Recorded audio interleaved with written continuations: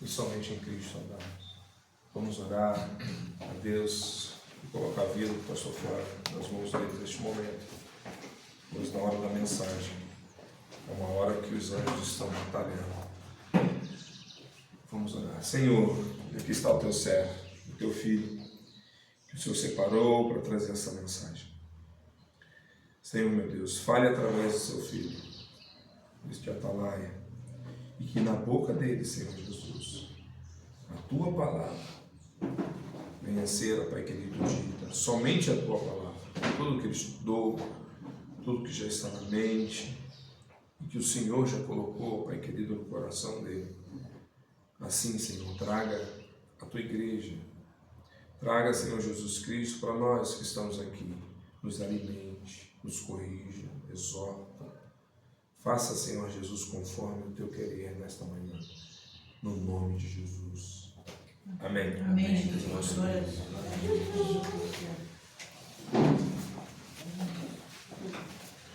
Aleluia.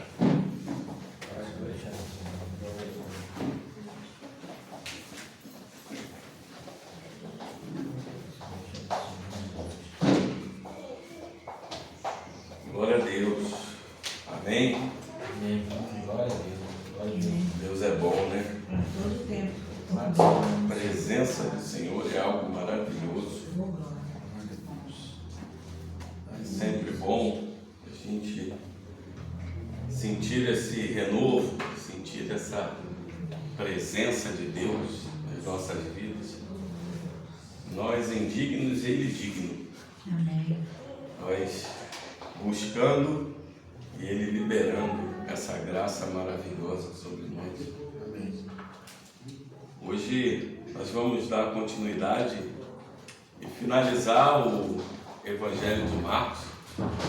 Nós temos pregado já há mais de ano, né? Quase 2 anos pregando aí no Evangelho de Marcos. E glória a Deus que estamos chegando ao fim do Evangelho. Deus nos permitiu que pudéssemos ouvir essa mensagem maravilhosa que Ele tem nesse Evangelho tão curto, mas tão profundo em palavras, em atos, em verdades. E hoje a gente se regozija em poder dizer que estamos chegando ao fim de uma etapa, né? Muitas outras virão aqui nessa igreja, muitas outras continuarão para a glória de Deus. Glória a Jesus. Amém. Cada livro que for pregado aqui, você verá a glória de Deus, Louvado seja o nome a do honra e Senhor. glória somente dele. Aleluia. Glória a Deus. Hoje, antes de começar, queria falar com vocês sobre a questão da verdade, né? A gente estava batendo um papo ali antes de começar, que muitas pessoas pensam que a fé é algo irracional. Mas a fé não é algo irracional. A fé é algo que depende de razão. Porque toda a fé ela é baseada em um conhecimento de verdade. Toda a fé ela é baseada em atos de uma pessoa ou em verdades proclamadas. E nós somos seres constituídos de corpo e alma. E não tem como a gente estar em espírito sem usar a nossa alma. Porque para eu falar, para eu orar, para eu pensar, eu tenho que usar a minha mente. Eu tenho que usar a minha razão. Eu tenho que usar as palavras corretas. Eu tenho que me basear nas verdades que eu aprendi. A fé não é irracional. A fé é extremamente racional também.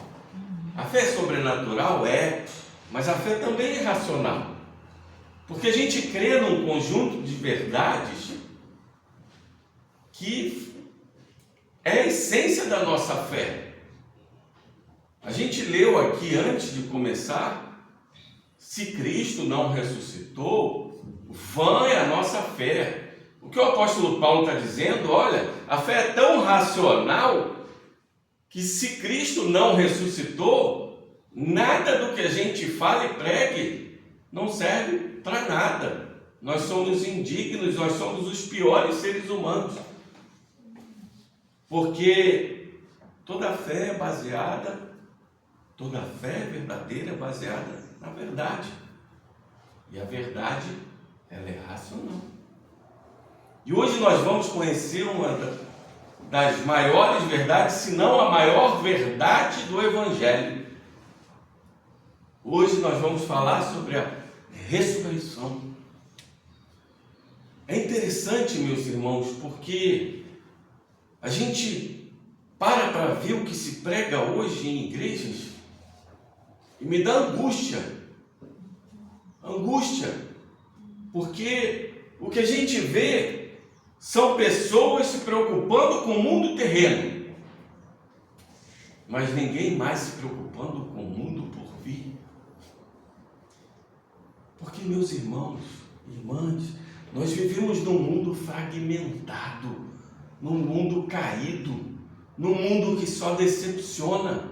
E por que eu vou vir para um púlpito, conhecendo uma verdade tão linda, pregar algo para pessoas, pregar para essas pessoas que existem benesses terrenas, se existe uma benesse celestial muito maior? Isso é total falta de conhecimento da verdade. Porque quando você tem conhecimento da verdade, quando você tem intimidade com essa verdade, o seu desejo é proclamar isso. Porque quando o apóstolo Paulo fala aqui em 1 Coríntios, como a gente leu, ele está com o coração cheio dessa verdade.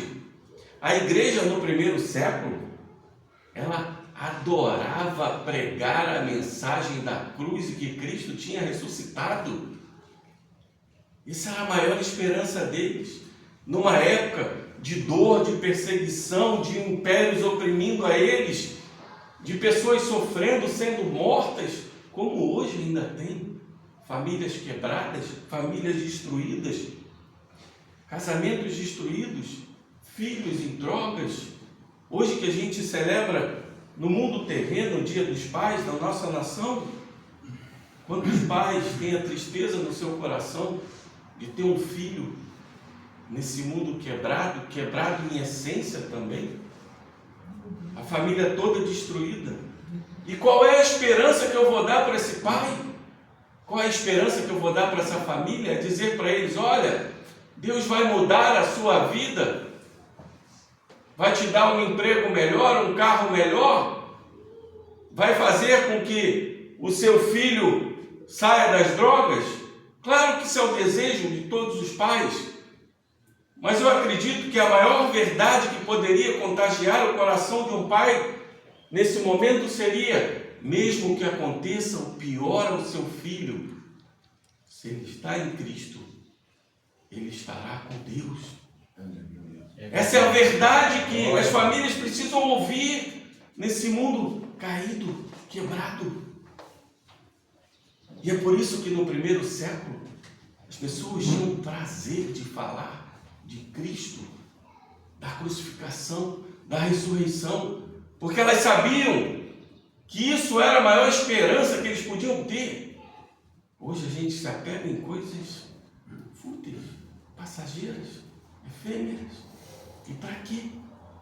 Para que um dia a gente possa estar diante do grande trono branco e dizer: ouvir de Deus, as suas obras são más?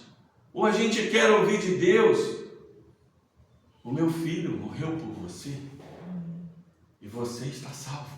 Glória a Deus. Isso é o que toda família quer ouvir. Isso é o que toda pessoa quer ouvir. Porque o maior presente que você pode dar para os seus filhos, para a sua família, para os seus amigos, para quem quer que seja, no seu trabalho, é: você tem esperança. E a esperança é que existe um caminho para o céu. Glória a Deus. Louvado seja o nome. E esse caminho tem deixado de ser revelado. Mas por quê? Hoje nós vamos pregar essa verdade, essa essência, essa ressurreição, para que vocês possam se encher no coração disso e lembrar que se nós vivemos, como diz o apóstolo Paulo, Nós vivemos para Cristo. Nós vivemos, fazemos parte desse reino. E se somos verdadeiramente cidadãos do reino, por que nos preocupamos com o reino de Satanás e não nos preocupamos com o reino de Deus? Vamos ler o texto que está em Marcos 16, de 1 a 20. Assim diz a palavra do Senhor. Passado o sábado, Maria Madalena, Maria, mãe de Tiago e Salomé, compraram aromas para irem embalsamar. E muito cedo, no primeiro dia da semana, ao despontar do sol, foram ao túmulo. Estamos no capítulo 16. Diziam umas às outras: quem nos removerá a pedra da entrada do túmulo? E olhando, viram que a pedra já estava removida, pois era muito grande. Entrando no túmulo, viram um jovem assentado ao lado direito, vestido de branco, e ficaram surpreendidas e atemorizadas. Ele, porém, lhes disse: não vos atemorizeis, buscai a Jesus, o Nazareno, que foi crucificado. Ele ressuscitou, não está mais aqui. Veja o lugar onde o tinham posto. Mas ide, dizei a seus discípulos e a Pedro, que ele vai adiante de vós para a Galiléia. Lá o vereis, como ele vos disse. E saindo elas, fugindo do sepulcro, porque estavam possuídas de temor e de assombro e de medo, nada disseram a ninguém. Havendo ele ressuscitado de manhã cedo, no primeiro dia da semana, apareceu primeiro a Maria Madalena, da qual expelira 7 demônios. E partindo ela, foi anunciá-lo àqueles que, tendo sido companheiros de Jesus, se achavam tristes e choravam. Estes, ouvindo que ele vivia e que fora visto por ela, não acreditavam.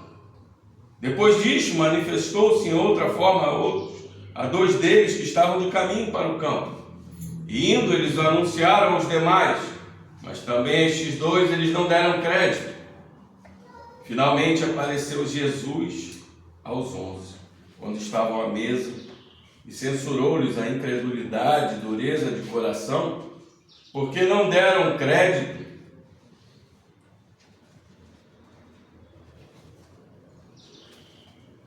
aos que tinham visto já ressuscitado. E disse-lhes: ide por todo o mundo e pregai o evangelho a toda criatura. Quem crer e for batizado será salvo, quem porém não crer será condenado. Estes sinais hão de acompanhar aqueles que creem em meu nome: expelirão demônios, falarão novas línguas, pegarão em serpentes, e se alguma coisa mortífera beberem, não lhes fará mal. Se impuserem as mãos sobre enfermos, eles ficarão curados. De fato, o Senhor Jesus, depois de ter-lhes falado, foi recebido no céu e assentou-se à destra de Deus. E eles, tendo partido, pregaram em toda parte, cooperando com eles o Senhor e confirmando a palavra por meio de sinais que se seguiam. Amém. Amém. Glória Glória a Deus. Aleluia. Meus irmãos, a gente terminou de pregar na vez passada que Cristo foi crucificado. Antes de Cristo ser crucificado, ele foi humilhado. Ele foi humilhado, passou por tribunal religioso, passou por um tribunal civil. 3 vezes ali ele esteve diante daqueles que estavam no tribunal religioso. Primeiro esteve com Caifás. Caifás manda ele a Anás. Anás devolve a Caifás. Depois no tribunal civil, Pilatos manda a Herodes. Herodes devolve a Pilatos. E nós paramos para pensar que aquele homem justo estava sendo julgado. Julgado diante da religião e julgado diante do mundo. Porque vocês precisam entender que Cristo não foi crucificado pelos judeus. A mensagem é: Cristo foi crucificado pelos religiosos e Cristo foi crucificado pelo mundo. Todos nós crucificamos Cristo. E ele sofreu. E ele de forma injusta. E ele recebeu aquela injustiça. Aqueles soldados zombavam dele. torturavam ele. E ele, humilhado, carregando aquela cruz, foi para morrer. E na cruz deu aquele brado: está consumado. Um brado que muitas vezes alguns pensam que é um brado de desespero. Nós não, foi um brado de vitória. A vitória foi consumada ali. Ali ele triunfou na cruz. E correndo-se para a Páscoa, tiraram Jesus do madeiro. José de Arimateia vai ali a Pilatos e pede: Pilatos, quero o corpo para poder sepultar. E diante daquele corpo, ele acompanhado de outro discípulo, Pilatos, quando é interrogado aquele corpo, ele fala assim: mas como? Jesus já está morto? A morte de Jesus foi algo tão sobrenatural, porque aquelas pessoas na cruz demoravam dias e dias para morrer. E Jesus morreu rapidamente. E Pilatos se espanta: como? Ele já está morto. E aquele homem que era do Sinédrio, que conhecia a morte, fala: sim, ele está morto. E o centurião ao lado dele também diz: sim, ele está morto. Então leve. E José de Arimateia leva para um túmulo que ele tinha preparado para a sua família. E coloca aquele homem naquele túmulo de pedra. Um túmulo grande que tinha, às vezes, 2 câmaras ali dentro, em que as pessoas eram enterradas e era rolada uma pedra gigante, redonda, para que ninguém pudesse abrir. Diziam que essas pedras tinham em torno de 1,20 m a quase 1,80 m de diâmetro, e que mais de 10 homens eram precisos para rolar aquela pedra toda, para abrir e fechar aquilo tudo. E José de Arimateia pega, unge o corpo de Jesus. João vai dizer que foram usados 100 libras, cerca de 34 quilos de mirra e aloés para ungir todo o corpo de Jesus. E eles ungem aquele corpo. E o interessante é que todo esse processo que eu estou falando para vocês, o julgamento, a crucificação, o sepultamento, as mulheres estavam presentes. Maria Madalena, Maria, mãe de Tiago, e Salomé. Alguns estudiosos vão dizer que Salomé seria a mãe de Tiago e João. Mas a gente não tem como confirmar isso pela Escritura. Mas elas sempre estavam presentes. E essa presença delas vai nos dizer algo muito importante. Se tudo isso aqui fosse uma fábula, se tudo isso aqui fosse uma mentira, se tudo isso fosse uma coisa fabricada, os judeus, como Marcos, como Mateus, eles jamais colocariam que as mulheres foram que viram Jesus e o sepulcro vazio. Porque as mulheres eram marginalizadas. A palavra da mulher naquela época não tinha credibilidade. E se esses homens que são judeus colocam isso, é porque verdadeiramente elas viram. Tanto que Orígenes, um pai da igreja, ali por volta do 2º século, entrou numa discussão contra um pagão chamado Celso, em que Celso falava assim: e você ainda fala daquela fofoca de mulheres sobre o sepulcro vazio? Zombando. Porque a palavra de mulheres não tinha credibilidade. Mas para nós hoje ela é a certeza de que essa palavra é a verdade. Porque homens judeus não colocariam de forma alguma isso, se eles quisessem fabricar uma história. Porque eles queriam credibilidade. Mas eles criam tanto nisso, que eles colocaram isso como verdade.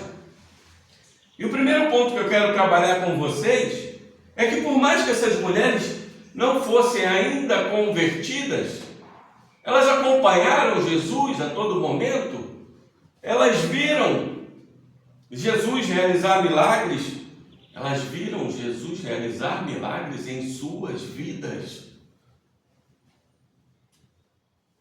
Maria Madalena, por exemplo, Jesus expulsou 7 demônios.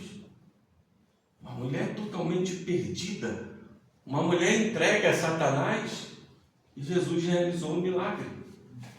E o primeiro ponto que eu quero mostrar para vocês é a devoção e a gratidão dessas mulheres, porque mesmo sem entender ainda quem Jesus era, elas foram a Ele. Foram a Ele na cruz, foram a Ele no julgamento, foram a Ele no sepultamento e foram a Ele para embalsamar o corpo como uma forma de devoção. Aquele que fez tanto pela gente, fez tanto por pessoas, vamos lá ungir o corpo dele. Você vai lembrar que profeticamente, aquela mulher que se prostra aos pés de Jesus, derrama aquele nardo sobre ele, já tinha ungido ele profeticamente para a morte. E agora, essas mulheres correm para ungir o morto. Sabe o que é interessante? É que elas procuram um morto. Mas aquele que elas davam como morto é a essência da vida. Louvado seja o nome do Senhor.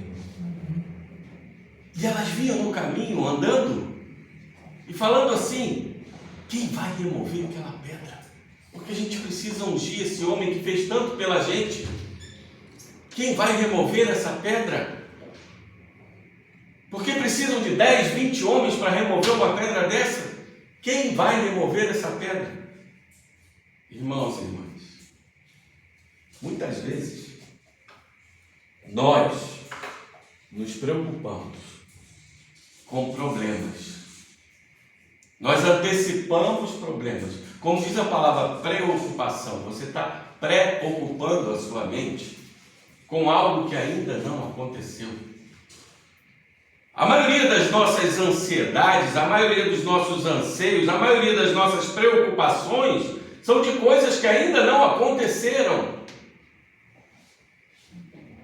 E olha o que vai dizer o texto.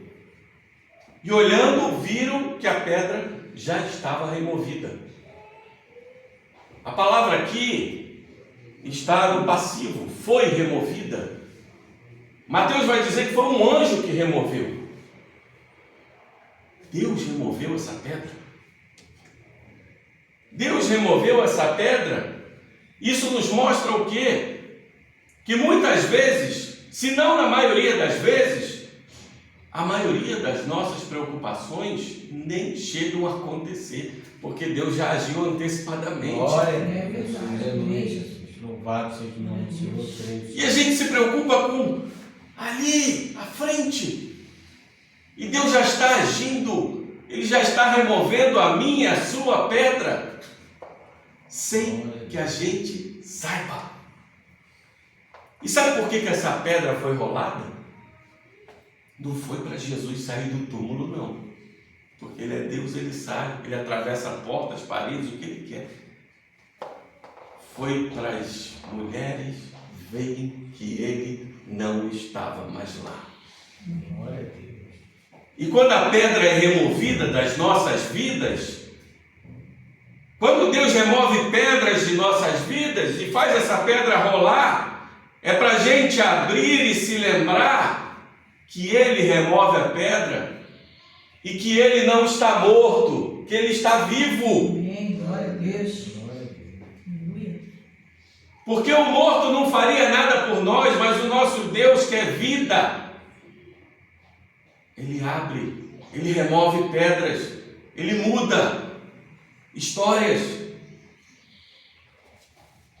E o anjo diz: vocês estão procurando o crucificado, né?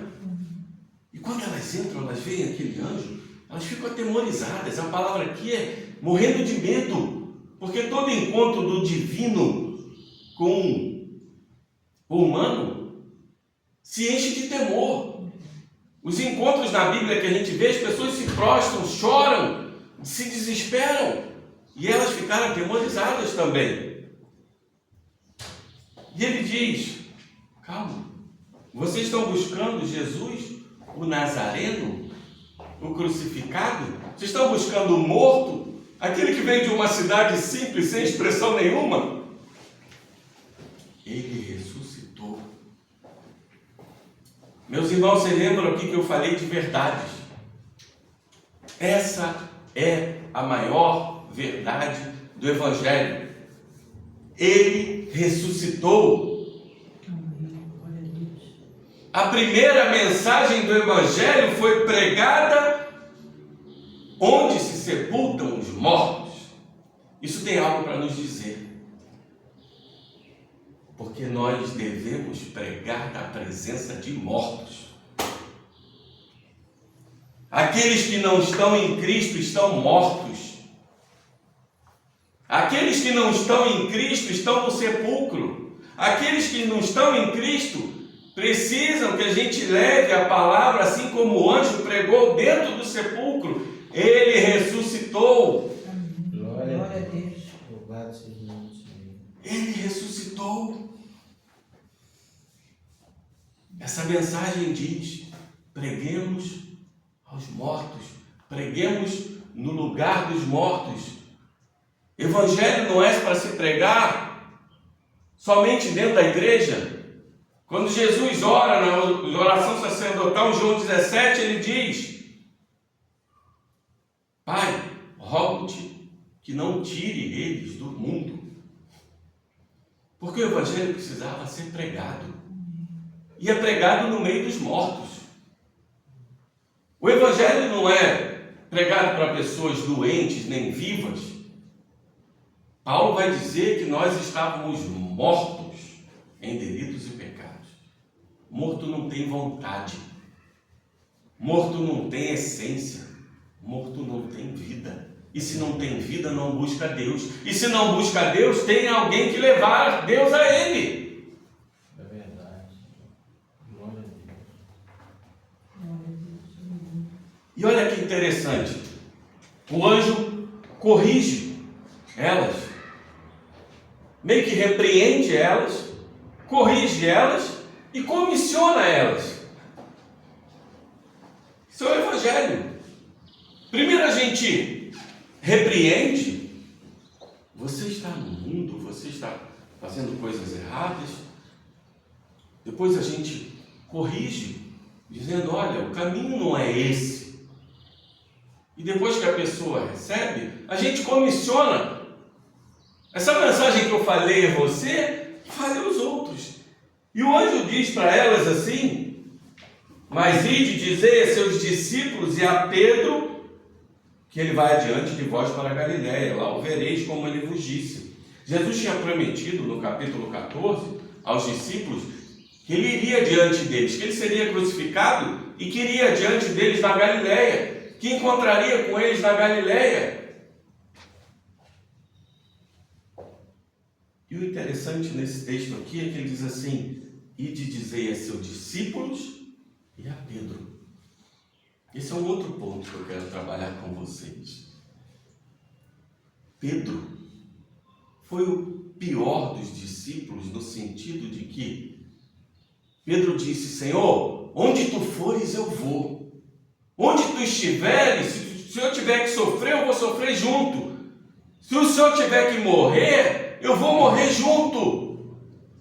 Pedro prometeu, colocou tudo em palavras.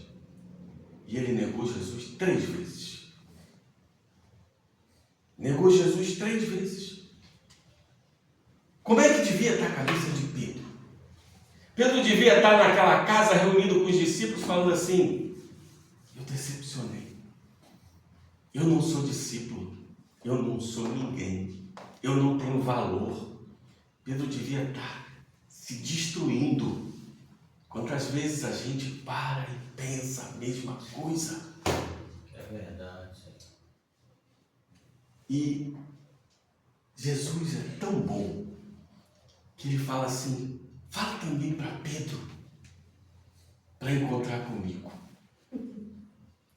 A graça de Deus, ela é tão maravilhosa que ele fala para ele também encontrar comigo, porque o maior dos pecadores também tem essa chance de encontrar com o Senhor ressurreto. de receber o Senhor ressurreto. E a graça dele é tão grande, porque a primeira pessoa que viu Cristo ressurreto, segundo o Evangelho, quando João vai falar, Maria Madalena, uma mulher que tinha 7 demônios, que vivia em pecado, que tinha diversos problemas. Cristo dá oportunidade, não para aqueles que eram importantes, Tiago, João, que estavam sempre, Pedro, do lado deles, na transfiguração, na ressuscitação da filha de Jairo, em tantas outras coisas. Cristo dá essa honra a uma grande pecadora também. O que ele nos mostra aqui é que Cristo é tão gracioso que não importa o lamaçal de pecado que você esteve ou que você andou, existe graça para a sua vida onde você estiver. Amém. Glória a Deus. E Ele faz com que a gente se encontre com Ele, com o Senhor ressurreto.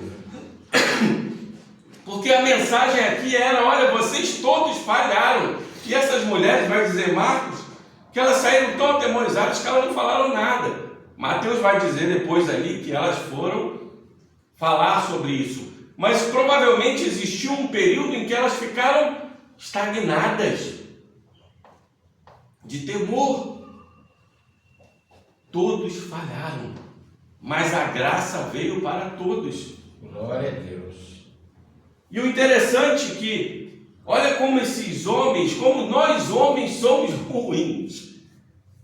Maria Madalena sai correndo e fala, olha, o Rabi ressuscitou. Fala para os discípulos, assim como o anjo a comissionou. E ela chega lá e fala para eles, está doida. Jesus já tinha profetizado no capítulo 8, no capítulo 9, no capítulo 10, 3 vezes com seus discípulos. Eu vou ressuscitar no 3º dia. Eu vou ser levantado daquela cruz. Eu vou ascender em glória. Mas aqueles homens continuavam com a cabeça na terra e não no céu. E Maria Madalena vai e fala. E Jesus, ele insiste tanto conosco, que ele vai depois a outros 2 discípulos que estavam caminhando para o campo. Avisa os discípulos que é para encontrar comigo na Galileia. E aqueles 2 homens correm para a casa dos discípulos e falam com eles. Olha, o mestre ressuscitou. No judaísmo, a palavra de um homem era mais importante, a palavra de 2 homens dava-se testemunho. Mas ainda assim eles não acreditaram. O que isso quer nos dizer, meus irmãos? Que para ser alcançado pelo Evangelho de Jesus Cristo, a mensagem é elevada. Mas é preciso um encontro sobrenatural com o Senhor ressurreto. Porque foi falado uma vez, não. Foi falado uma segunda vez, não. E Cristo teve que aparecer a eles. Porque nós vamos ver aqui que Jesus,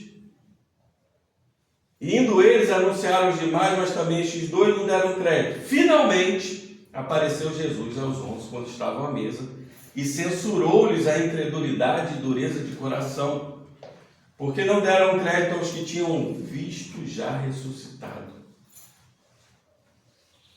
Jesus veio ao encontro deles. Veio ao encontro deles para mostrar, olha, eu sou o Senhor ressurreto. Aqueles que vocês não conseguiram perceber, e ainda assim quando Jesus entra, nos outros evangelhos vão dizer que eles falaram, é um espírito. Isso é um espírito. E Jesus fala para eles, não, toca nas minhas mãos, nos meus pés. Corpo, carne. Eu ressuscitei em corpo, eu ressuscitei em carne, como eu falei. Eu sou o Senhor. Glória a Deus. E ali aquilo, as escamas daqueles homens caem. Porque eu comentei ontem na aula aqui que os judeus criam numa ressurreição, mas não uma ressurreição individual, mas uma ressurreição coletiva. Os gregos e os pagãos não criam em ressurreição de corpo, e sim de alma, que a alma era liberta do corpo, mas ninguém cria numa ressurreição individual. E quando eles olham Jesus ressuscitado em corpo, eles ficam e as escamas caem. E esse encontro com Jesus ressurreto, o interessante é que a mensagem para os discípulos é: ele vai adiante na Galileia. O que era a Galileia para aqueles homens? A Galileia foi o início do ministério de Jesus. A Galileia foi onde ele passou o maior tempo pregando. A Galileia foi onde ele escolheu os seus discípulos. A Galileia foi onde ele comissionou os seus discípulos. A Galileia foi onde ele fez os maiores milagres. E é na Galileia que ele fala: é lá que vocês vão encontrar comigo. Sabe o que isso quer dizer para nós, meus irmãos? A maioria das obras de Deus é feita no nosso cotidiano. Nós estamos esperando o sobrenatural, mas Deus age no natural. Nós estamos esperando o extraordinário, mas Deus age no ordinário todos os dias. Essa mensagem para os discípulos é: olha, não esperem que eu vou entrar no templo e ficar em Jerusalém, que é a cidade santa. Não, eu vou justamente para onde a gente começou, para onde vocês começaram. A essência de vocês é onde vocês começaram, é onde vocês vivem, é onde vocês têm suas famílias, é onde vocês trabalham. É ali que eu ajo constantemente. Glória a Deus. Não espere o agir de Deus em lugares especiais, espere o agir de Deus na sua vida cotidiana, porque Ele age todos os dias. Ele faz todos os dias.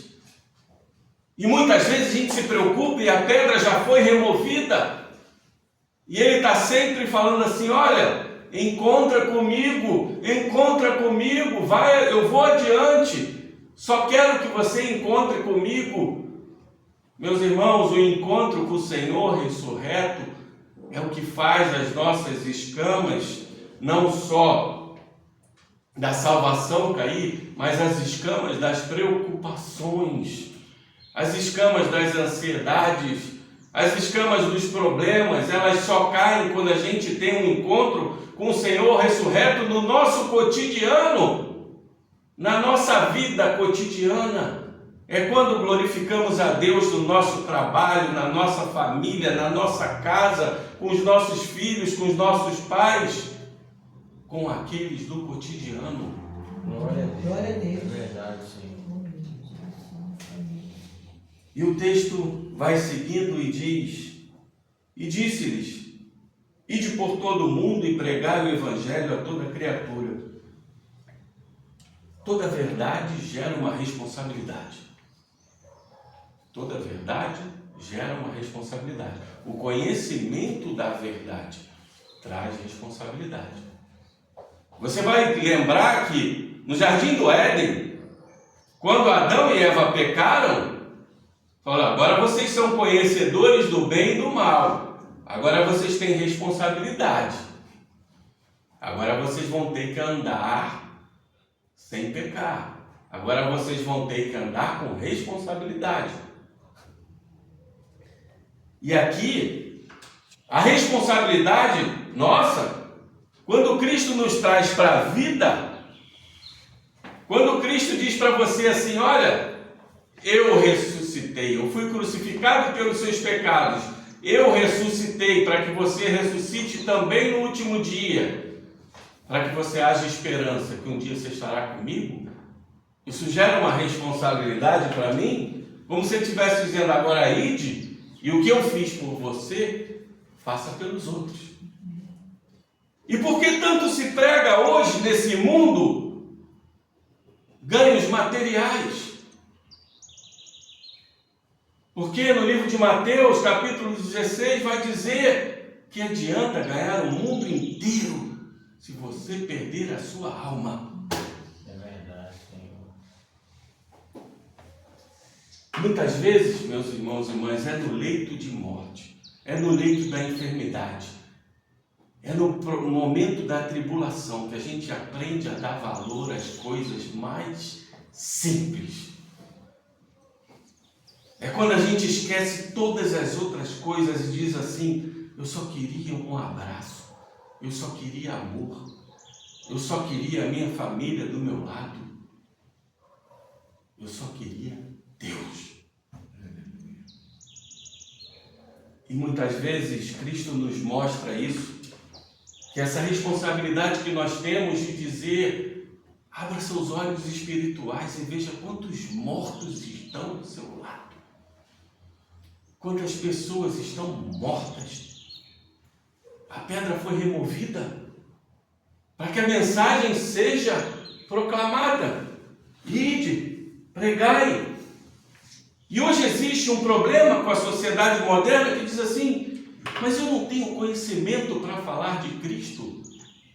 Meus irmãos e irmãs, eu falo a mesma coisa que Jesus falou para os discípulos: não temam, porque diante dos governadores ou das autoridades ou de quem quer que seja, o Espírito falará por vós. E muitas vezes você pode dizer o simples: olha, eu não era nada, eu era morto e sou vivo. Eu estava no mundo e hoje eu estou com Cristo. A minha vida, eu era um perdido e eu fui achado. Muitas vezes é o simples. É só o que aquela pessoa quer ouvir. E aquela palavra que você diz assim: eu não tinha esperança, mas hoje eu tenho esperança, porque eu sirvo ao Deus verdadeiro. Eu tenho intimidade, eu posso me achegar. Tim Keller, numa de suas palestras, vai dizer assim: a maioria das religiões, ela valoriza o caminho. Nós temos, por exemplo, o budismo, o caminho óctuplo, para você atingir iluminação. No hinduísmo nós temos os 4 pilares da fé deles. Tudo é retratado sobre o caminho. O caminho para agradar a Deus. O caminho para ser luz. O caminho para chegar ao céu. E quando os discípulos perguntaram a Jesus em João 14, falou: Senhor, tu sabes qual é o caminho? E ele responde para eles o quê? Eu sou o caminho. E os discípulos falam para ele assim: mas tu sabes qual é a verdade? Ele diz: eu sou a verdade. E a irmã de Lázaro fala para ele assim, em João 11: Senhor Jesus, o meu irmão ressuscitará no último dia. E ele diz: eu sou a ressurreição e a vida. Oh, glória, aleluia, glória a Deus. Todas as outras religiões estão preocupadas com os meios, mas nós temos o fim, nós temos o caminho, nós temos a verdade, nós temos a vida em nossas mãos. Oh, glória, aleluia. E quem tem vida tem que irradiar vida. Amém. Eu creio, Senhor. E muitas vezes a gente para e pensa assim: ah, olha os sinais aqui, olha, os sinais vão acompanhar, vão expelir demônios, falar em nova língua, pegar em serpente. Se tomarem alguma coisa mortífera, não morrerão. Poxa, mas por que isso a gente não vê hoje? Ou às vezes a gente vê e não é com todo mundo? Meus irmãos, parem de se apegar aos sinais. Os sinais acompanham aqueles que têm fé. Glória a Deus. Hoje, a gente para e pensa assim: nossa, a gente não vê mais milagres aqui. Eu tenho um pastor amigo que esteve no Egito e ele presenciou milagres na igreja. Tem um outro conhecido, o pastor Ronaldo Lidório, da igreja presbiteriana, que é missionário já há anos e anos e anos com a sua esposa, a Rossana. Ele escreveu um livro sobre as experiências missionárias dele. E numa das histórias que ele estava pregando ali na África, naquelas tribos, são aquelas tribos que não tinham conhecimento de Jesus Cristo, e chega uma mãe para ele, né? Ele diz que um dos maiores milagres foi quando conseguiram falar o nome dele, Ronaldo, porque eles não conseguiam, mas falaram. E uma mãe vem desesperada com um filho enrolado, num pano, e quando ela tira aquele pano, diz assim: pastor, o senhor fala tanto desse Deus, e se ele verdadeiramente é quem o senhor fala, pede para ele curar o meu filho. A criança tinha feridas da cabeça aos pés, toda ferida. E o Ronaldo Lidório diz que naquele momento ele ficou arriado. E ele orou: Senhor, eu não tenho poder, mas tu tens poder. Se for de tua vontade, mostra para ela que tu és o Deus verdadeiro, porque eles precisam do Deus verdadeiro nessa tribo, eles precisam do Deus verdadeiro para mudar a história da vida deles. E faça a tua vontade.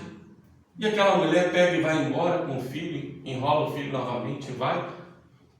E ela vai caminhando para a sua tribo de volta, que era uma caminhada de 3 dias. E quando ela chega no lugar onde ela morava, ela desenrola o filho não tinha mais uma ferida.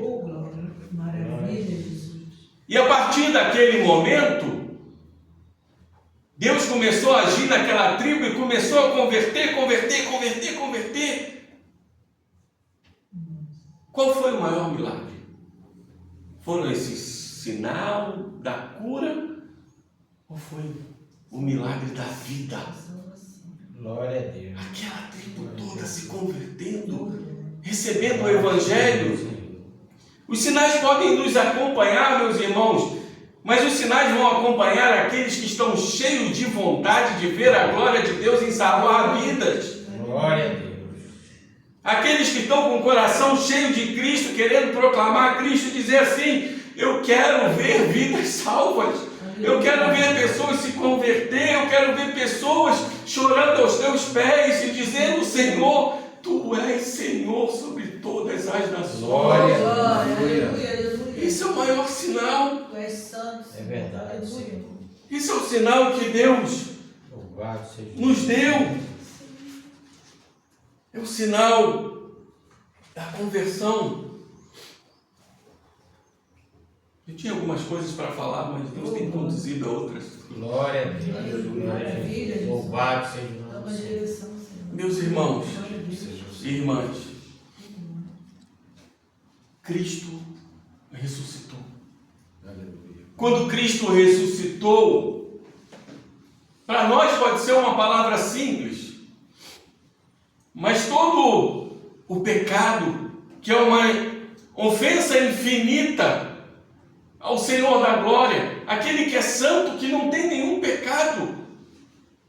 Qualquer um pecado é uma ofensa tão grande a Deus, que todo o universo chora, a criação chora até hoje, para que o pecado suma.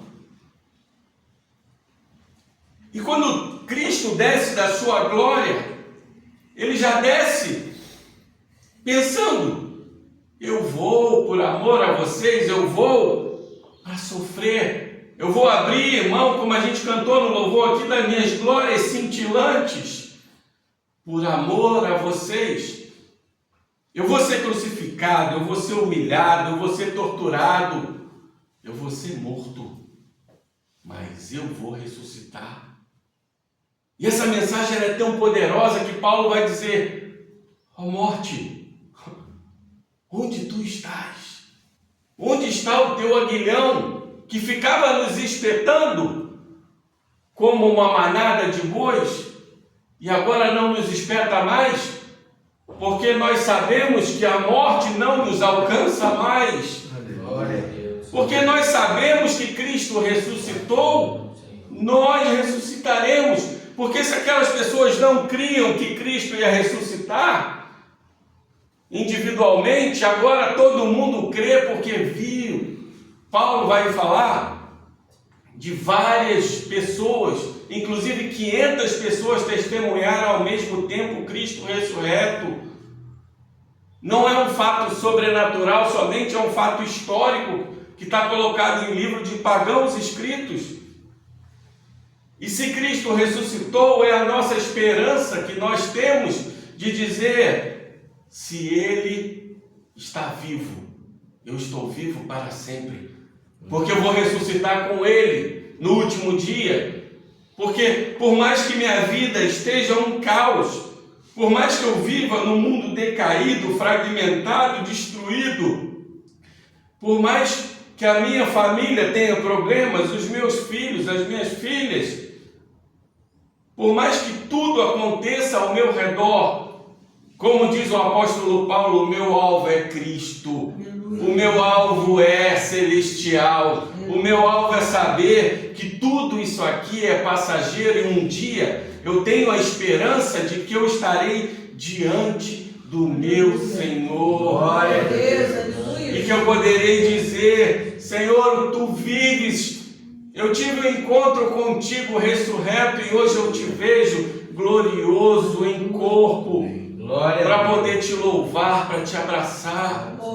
Não tem imagem mais linda que isso. Essa mensagem do Evangelho é linda demais para ela ficar retida.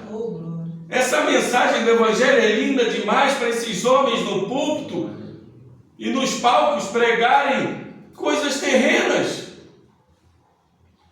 Porque não existe algo melhor que salvação. É verdade, Senhor.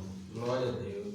Você às vezes, na sua infância, na sua história de vida, pode ter sido salvo de alguma coisa. Alguém te salvou de te afogar, alguém te salvou de ser atropelado, alguém te salvou de alguma coisa, ou Deus te salvou e você nem sabe. E quando a gente vê alguém nos salvar, a gente é tão agradecido àquela pessoa. Por que a gente não pode ser agradecido àquele que salvou a gente do tormento eterno? Glória a Jesus. Aquele que salvou a gente. E a gente não tem nada que a gente faça que agrade a Deus, meus irmãos e irmãs. A única coisa que a gente pode fazer para agradar é a mesma coisa que o anjo fez. É no lugar dos mortos pregar o Evangelho e dizer: Ele ressuscitou. E se Ele ressuscitou, todos os problemas nossos ressuscitam com Ele. Aleluia. Porque nós sabemos qual é a nossa esperança. A nossa esperança é que um dia tudo isso acaba e nós estaremos em glória com o Senhor. Amém. Essa é a certeza que todo cristão quer ter. Essa é a certeza que todo ser humano quer ter. É saber que um dia todo esse sofrimento vai acabar, todo esse mundo destruído vai acabar. E a palavra aqui nesse texto é restauração. Cristo restaurou os discípulos, Cristo restaurou Pedro, Cristo restaurou Maria Madalena, os dois ícones ali de excessos de pecados entre eles também. Cristo restaurou Paulo, Cristo restaurou tantos outros, por pura graça, porque todos nós falhamos com Ele, mas ainda assim Ele permanece fiel. Ele permanece buscando as suas ovelhas. Ele permanece dizendo: onde tiver uma ovelha perdida, eu vou ter um encontro ressurreto com ela. E vou dizer assim: vem comigo adiante para o seu lugar, onde você estiver, no seu quarto, no seu trabalho, na sua família, na sua Galileia, eu encontrarei contigo. E eu farei milagres na sua vida. Em nome de Jesus. Mas o maior milagre é o milagre da vida. É o milagre de que Cristo ressuscitou. Evangelho são duas palavras: morte e ressurreição. Morte e ressurreição. Porque Cristo morreu pelos nossos pecados. E Ele ressuscitou, quer dizer para nós assim: o sacrifício de Cristo foi aceito por Deus e não há mais pecado, não há mais condenação naqueles que estão em Cristo Jesus. O apóstolo Paulo vai dizer: foi pago. Nada mais vai separar você desse amor de Deus. Nada mais vai te distanciar de Deus, porque Ele é o Senhor que reina. E reina com glória e voltará em glória para buscar os seus. Glória a Deus.